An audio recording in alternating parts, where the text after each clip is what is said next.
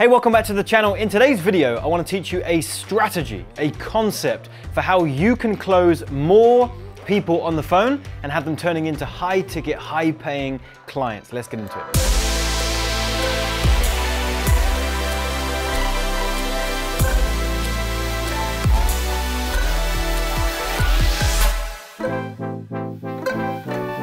Firstly, if you're new to the channel, welcome. My name is Penberthy. I'm the founder of a marketing education company called AdClients.com. And over the past few years, we've generated over $10 million selling high-ticket courses and coaching programs, and a large chunk of that was over the phone. Now, over the past few years, myself and my team, we figured out different strategies to use on the phone to pinpoint the right type of client for our offer, who to repel, who's not a good fit, and how to effectively close those that really need what we've got in a way that they feel super good about, and they're coming into a program that they actually are excited for. So if you're watching this video right now, chances are you have something you're looking to sell that is relatively high ticket. You're most likely booking in sales calls or enrollment calls with a potential prospect, and maybe you're getting frustrated because the more calls you have, the more objections you face, the more no's you get, and ultimately your bank balance is remaining the same. I want to teach you a concept today. It's not going to solve all of your problems,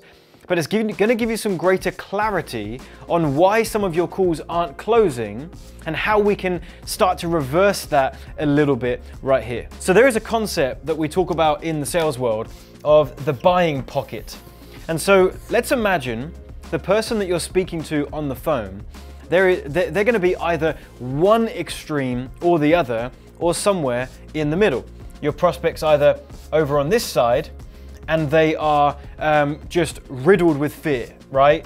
Absolutely riddled with fear, and because of that, there is zero chance that they're going to enroll. There is zero chance they're going to part with their cash. They are so far on that extreme. Arrogant has two R's, right?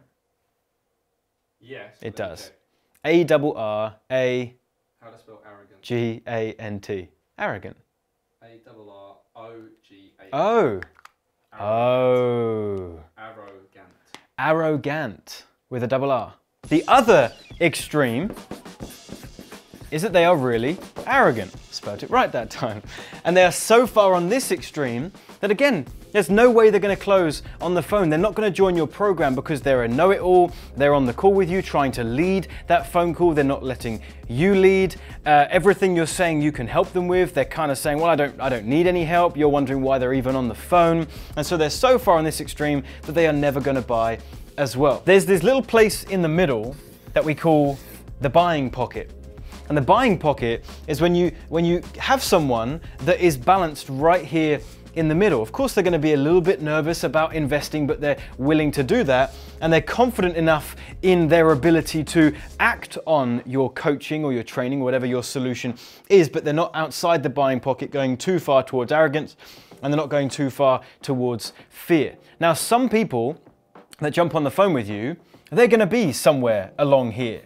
And anywhere in there, if they even approach the phone call in the buying pocket, then they're already primed for a pretty decent conversation with you, where you can actually figure out if you really can help them. And if you can, and you make them an offer, they're more likely to invest. Now, there are ways to pull people from either side into the buying pocket, okay? So let's give some examples. Firstly, on the arrogant side. If someone is trying to lead the call, they're bulldozing the call, they're saying, I don't really need any help, this, that, and the other, then if they're pulling back, you need to push back as well. So, rather than retreating and letting them lead the call and trying to go through the rest of your phone call in the normal way you would, you've got to probe them back. So let me ask you, James, why are we even on the phone then if you've got all this figured out? Well, I'm not really sure. Well, shall we jump off right now then? No, I still want to hear what you've got. Well, why do you want to hear what I've got if you don't seem to need it? Where are you currently at in your business if it's a marketing or business offer? Where are you currently at in your business? Yeah, I'm doing 20 grand a month, everything's pretty good. Okay, and obviously our company's doing $400,000 a month. You must have seen something of that you want. Yeah, it sounds pretty cool. Okay, so why can't you get from the 20 to the 400? So you need to just be probing and probing for them to realize actually they're on the phone with someone who knows more than they do. They can learn from you, And you can start to ask the right questions to see if they soften up. And if they soften up and they start to come down here into, or at least closer to, the buying pocket. Do you know what you do if this person remains on this extreme? You terminate the call. You jump off the phone. You don't need to spend time talking to someone who's not respecting your time, doesn't respect what you can do, or doesn't respect your offer. So don't feel the pressure to go through the rest of that enrollment call. You can just jump off. So ask some questions to try and move them back down. If they won't, terminate the call. Now the same thing happens the other way. Someone might be a really good potential prospect for you, a really good potential client, but they're just really, really fearful. They might not be right down on this extreme, but they're somewhere along here. We need to, again, ask the right questions to encourage them to build their confidence in themselves and in what you have and the solution you've got. And by the questions you ask and the conversation you have, you may be able to pull someone further up this line. And the same thing is true for the other extreme. Now, if you terminate this call, this time it's not because, you know, you're having a difficult, well, it's still probably going to be a difficult conversation, but it's not because you just want to get away from this person.